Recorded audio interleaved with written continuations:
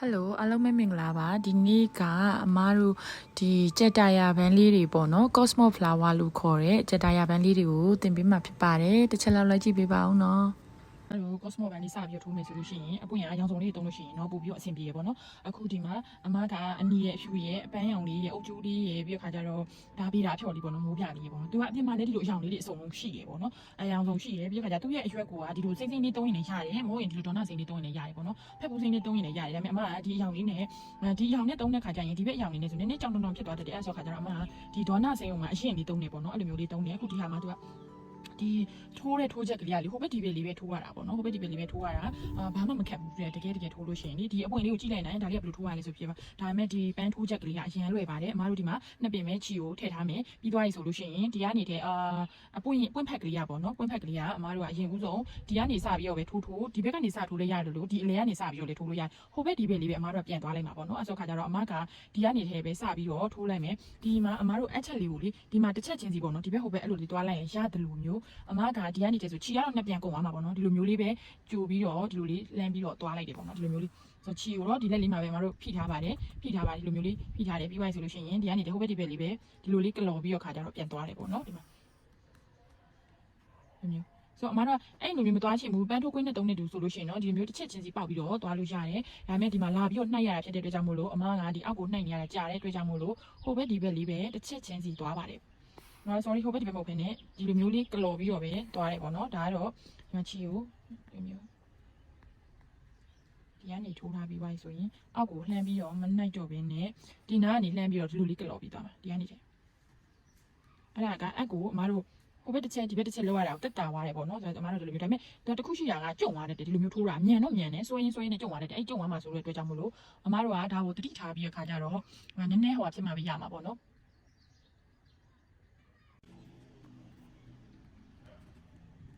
ဒါဆိုရင်မတို့ဒီလိုမျိုးလေးပြည့်သွားအောင်လို့ဒီမှာညီလေးပေါ့နော်အဆင်ပြေမယ်ဆိုရင်ညီလေးအဲ့လိုမျိုးလေးဒါလေးတွေကိုရအောင်အရင်ထိုးရမယ်အဲ့လိုမျိုးလေးထိုးလိုက်တယ်ဆိုလို့ရှိရင်ဒါလေးကဒီတစ်ပတ်လုံးစာအတွက်ကိုထိုးချလိုက်ပြီဆိုလို့ရှိရင်ရသွားပြီပေါ့နော်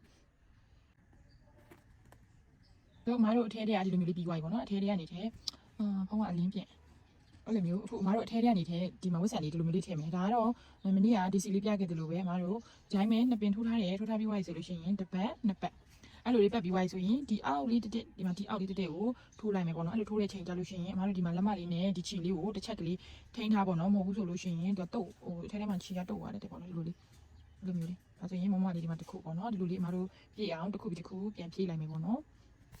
ဒီမှာဒီလိုလေးမယ်ဒီနဲ့ပြီးသွားပြီဆိုလို့ရှိရင်အမတို့သူ့နဲ့ဒီမှာကဲ့ရဲ့ကလေးကဲ့ရဲ့နေရာလေးကိုဒီလိုလေးထိုးချလိုက်တာပေါ့နော်ဆိုတော့ဒီဘက်မှာခြေလေးကိုဒီနေရာမှာပေါ့နော်ခြေကိုဒီလိုလေးရှင်းအောင်လုပ်ထားပြီးသွားဆိုလက်မလေးနဲ့ဒီမှာခြေခွင်းလေးကိုခဏထိန်း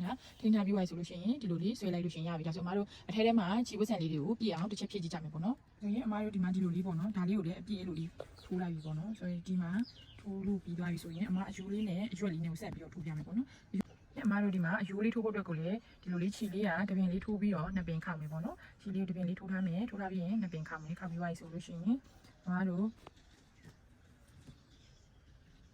ဒီမှာခါလေဒီကနေတည်းကော်ပြီးတော့ဒီလိုလေးရှည်လေးပေါ့နော်ဒီလိုလေးပြန်ပြီးတော့ရှု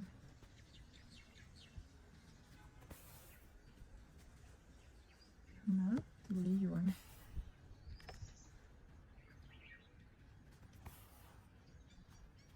ဒါဆိုရင်အမတို့အောက်ဆုံးတဲ့ထိလူလေးထိုးလိုက်ပါမယ်နော်ဆက်ပြီးတော့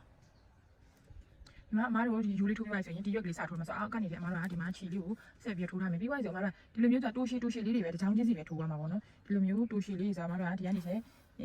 ဥတီကျဲမရှိဘူးပေါ့နော်ဒီဟာလေးတွေအဲ့လိုလေးပဲဒီလိုလေးပဲထိုးရတာဆိုတော့အခုပုံဆွဲထားတဲ့အတိုင်းလေးပဲအမတို့ကရအောင်အတူအရှိလေးတွေအဲ့လိုလေးတွေထိုးပေးလိုက်လို့ရှိရင်ရပါပြီသူ့ကိုဒါအမတို့တတ်မှတ်ထားတယ်လို့မရှိဘူးခြေအတူအရှိပေါ့နော်အရင်ခြေထိုးတဲ့ခါကျရင်လေဒီမှာမပါလဲအမတို့ဒါထည့်လို့ရအရင်အရှိကြီးလည်းမဆွဲနဲ့ဒါအတူလေးလည်းဆွဲစမ်းမလို့ဘူးပေါ့နော်မဟုတ်ဘူးဆိုရင်တချို့ကကြတာလေဒီလောက်လောက်ကနေဒီလောက်လောက်ထိအရှိဆွဲရက်တယ်ပေါ့နော်အဲ့ဒါဂွင်းနဲ့ထိုးတဲ့အချိန်မှာတင်းနေပြီမတိတာပဲဂွင်းကိုဖြုတ်ချလိုက်တဲ့ခါကျရင်ပျော့ပြဲထွက်လာတယ်ပေါ့နော်ဒါကတော့အမတို့အထယ်ကဝက်မှာလူဝက်မှာဖြစ်တဲ့အတွက်ကြောင့်မို့လို့ဟိုအပြင်မှာလည်းလက်တွေ့ပေါ့နော်ဒီဟာကြီးကလေကြည့်နေရင်လည်းရုပ်ဆိုးမနေအောင်လို့ပေါ့နော်ရုပ်ဆိုးကန်ဆိုကြီးထွက်မနေအောင်လို့အမတို့ကဒါလေးကိုကြည့်ကျက်ပြီးတော့ထိုးပေးရတယ်ပေါ့နော်မဟုတ်ဘူးဆိုလို့ရှိရင်တော့ဟိုပုံပြရုံတက်ပဲထိုးတာဆိုလို့ရှိရင်တော့အမတို့ပြဿနာမရှိဘူးအဝေးရက်နေလို့လှမ်းထိုးရင်လည်းရှားတယ်တော့တင်းနေအောင်ဆွဲထားတာဖြစ်တဲ့အတွက်ကြောင့်မို့လို့လှတယ်ပေါ့နော်တကယ်လို့မဟုတ်ဘူးဒါခဏကိုပေါ်မှာဝက်ပြီးတော့အသုံးပြုမှာဖြစ်တဲ့အတွက်ကြောင့်မို့လို့အမတို့က ပုံထဲမှာစိတ်ကြိုက်ပေါ့နော်ကိုကအရွှေကြီးဒီလိုကနေတခါတည်းအရွှေကြီးထိုးချလိုက်တာမဟုတ်ဘဲနဲ့ဂျားထဲမှာတူအဆက်လေးတွေတိုင်းအဲ့လိုမျိုးလေးဖြတ်ပြီးတော့ထိုးပေးရတယ်ပေါ့နော်ဆိုတော့အမတို့ကဒီမှာဒီလိုလေးကြည့်ကောင်းလို့ပေါ့နော်ဒီဘက်အဲ့လိုလေးထိုးသွားလိုက်လို့ရှိရင်ရပါပြီနော်ဒီဟာလေးကမခက်ဘူးထိုးကြည့်လိုက်တဲ့ခါကျမှလက်တွေဒီလိုလေးဟိုလိုလေးအဲ့လိုလေးပေါ့နော်အဲ့လိုလေးထိုးကြည့်ရင်လည်းရသွားတာမဟုတ်ဘူးဆိုလို့ရှိရင်မထိုးကြည့်ပဲနဲ့ဆိုတော့တိုင်းကြည့်ရင်တော့ဘယ်လိုထိုးထားလဲမသိဘူးဆိုပြီးတော့ခက်နေမှာပေါ့နော်တကယ်လက်တွေထိုးကြည့်တဲ့ခါကျရင်အဲ့လောက်ကြီးထင်တဲ့လောက်ကြီးမခက်ပါဘူးကိုအဆင်ပြေတယ်လို့လေဒီဘက်မှာလည်းတေးသေးပစ္စည်းလေးတွေစိတ်ကလေးတွေဖြည့်လို့ရပါတယ်အဲဆိုရင်ဒီမှာသူကချစ်စရာကောင်းတဲ့အရွက်ကလေးဖြစ်သွားပြီပေါ့နော်ဒီမှာဒီလိုလေး